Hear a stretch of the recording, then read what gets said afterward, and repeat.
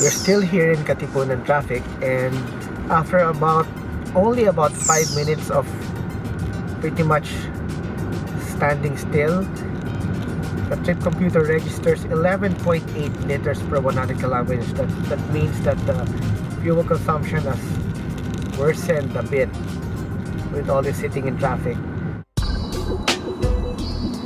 Well, since we're just stuck in traffic, let's talk about this really nice Prius C.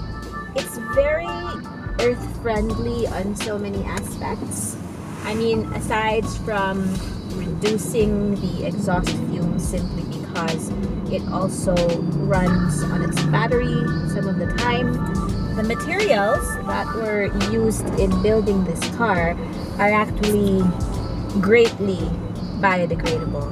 So that means at the end of the life of this Prius C, you can actually have them decompose because they're biodegradable. You hit a stretch of open road, better traffic, and I've seen the reading go up from about 7 to about 9 now. Okay, we're finally free from traffic, and I'm doing a good 60 kph now, and I expect to see fuel economy improve drastically. So right now the traffic kind of eased off a bit. We're moving, we're rolling. I'm at about 42 kilometers per hour, and so far the major road I've really passed through is Katipunan, and I have registered a good 16.8 kilometers per liter. So you can see that definitely from the very beginning, driving a hybrid car makes a very big difference. And as a plus, you don't even really hear the engine.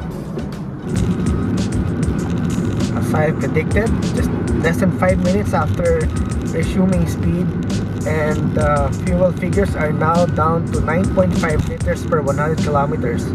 That's approximately 11 kilometers per liter. And that's only doing a relatively slow 40 kph. That should improve even more if you're cruising at 60 to 80. So I'm hoping we don't hit any more standstill traffic from here on. 11 kilometers per liter. That's a very good number.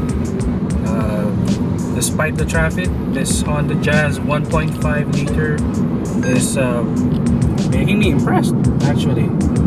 I'm still hopeful that the Jazz will at least be in the same range in fuel economy as the diesel Accent and Prius C hybrid. Let's see how it goes.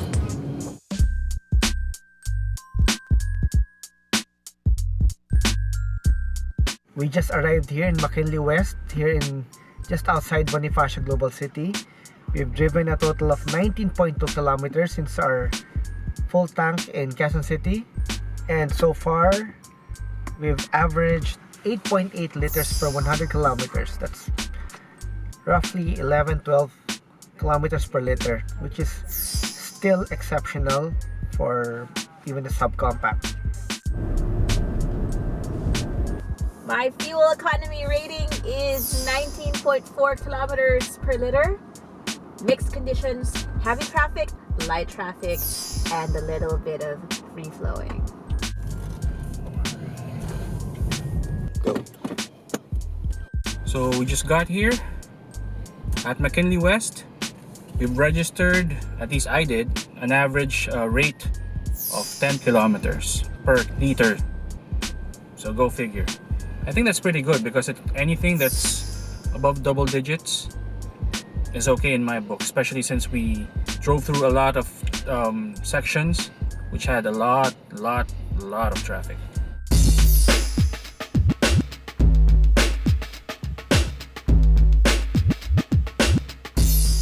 Well, what we did here is really actually city driving. It's Yes. urban driving, but I'm interested to find out which car would do better for highway driving. You're right, because as with the case of my hybrid, I think on the highway it would need more power and would be engaging the engine That's right. more often than it did in this ride. That's for sure. And gasoline and diesel engines usually make up for their relatively poorer city driving consumption when it gets to the highway. Yeah, I'm sure my Jazz would love to go on a highway. Yep. No traffic, just be in the road. Yeah, I think we're looking at part 2 of this. Yes, so I guess my head start might actually shrink. Yes. It most certainly will. Today, I'll show you some tips on how to maximize that tank of gas each and every time.